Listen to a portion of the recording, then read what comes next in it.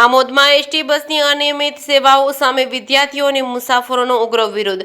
રાજ્ય માર્ગ વાહન વ્યવહાર નિગમની ઘોર બેદરકારીને નિયમિત બસ સેવાઓથી કંટાળી આજે સવારે આમોદ ચોકડી ખાતે વિદ્યાર્થીઓ અને મુસાફરોએ જંબુસર ભરૂચ રૂટની બસને અટકાવી ભારે વિરોધ પ્રદર્શન કર્યું હતું। લગભગ 15 મિનિટ સુધી ચાલેલા વિરોધ પ્રદર્શનમાં મુસાફરોએ તાત્કાલિક ધોરણે સવારના 8 થી 9 વાગ્યાના સમયગાળામાં નિયમિત અને પૂરતી બસો દોડાવવાની માંગ કરી છે। મુસાફરોએ જણાવ્યું છે કે જે બસો આવે છે તે પહેલેથી જ ભરેલી હોય છે, જેના કારણે અમારે જીવના જોખમે લટકીને મુસાફરી કરવી પડે છે। વિદ્યાર્થીઓએ પણ ફરિયાદ કરી છે કે પરીક્ષાના દિવસોમાં પણ તેનો સમયસર શાળા કે કોલેજે પહોંચી શકાતો નથી અને બસ પાસ હોવા છતાં ખાનગી વાહનોમાં જવું પડે છે। સ્થાનિકોએ આ મુદ્દે વધુ ચિંતા વ્યક્ત કરતા કહ્યું હતું કે નદીના બ્રિજ પરથી ભારે વાહનોની અવરજવર પર પ્રતિબંધ હોવા છતાં જીઆરટીસીની ઓવરલોડ બસો આ બ્રિજ પરથી પસાર થઈ રહી છે। પરિસ્થિતિ કોઈ પણ સમયે મોટી દુર્ઘટના નોતરી શકે છે, અનેક લોકોના જીવને જોખમમાં મૂકી શકે છે। ટેકેસમી ગુજરાતી સાથે કેતન મહેતા, ભરૂચ।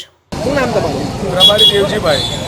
હા, શું પ્રોબ્લેમ થયો છે સાહેબ? ટ્રાફિક છે, ફૂલ ટ્રાફિક છે। જંબુસરથી જ આવી ફૂલ ગાડી ભરીને આવેલી છે। આ વિદ્યાર્થીઓ જે પરીક્ષા છે અમારી, તો સાહેબ અમે તો રેગ્યુલર મારા ટાઈમે જે ઉપડવાનું હતું એ ટાઈમે ઉપડેલો છું। કાયમ આ રીતનું મુસાફરીમાં બસો મતલબ ફૂલ જાય છે? આ રીતના ફૂલ જ જાય છે સાહેબ। આમોદ માટે કોઈ વ્યવસ્થા અલગથી કરવામાં આવેલી નથી? વ્યવસ્થા કરવામાં આવેલી છે પણ ગાડી આવવાના અભાવથી આ ટ્રાફિક વધારે અહીં થઈ જાય છે, કેમ કે જે જંબુસરથી ગાડી મુકાય આમોદ છોડી દે છે। આના માટે તમે હમણાં ડેપો મેનેજરને કોઈને જાણ કરી છે? આવી તો જોણ સાહેબ અમોને તો અમારે તો અમારે રેગ્યુલર શિડ્યુલ પર હેડવાનું હોય। પંચાલ હિરણકુમાર નટવરભાઈ, દિલાવર મંદિર રહેવાનું, રોજ અપડાઉન કરું। નોકરી કરો છો? નોકરી કરું છું ને બસો આવતી નહીં ના તકલીફ લઈને ઊભું જવું પડે ઉંમર પ્રમાણે। શું તમારી માંગણી છે? કયા સમયે બસો એક્સ્ટ્રા બસ જોઈએ અહીંયા બે, પબ્લિક બે કે ના બે, ખાલી બસ બે અહીંયા મૂકેલી જોઈએ કાયમ।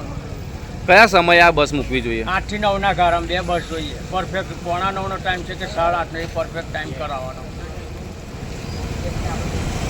જંબુસરથી ફૂલ થઈને બસો આવે છે? આવે છે જંબુસરથી ફૂલ થઈને લઈ છે। અમુક તો આમોદની જનતાને તો કોઈ જગ્યા મળતી જ નથી, ઊભું જ જવું પડે છે।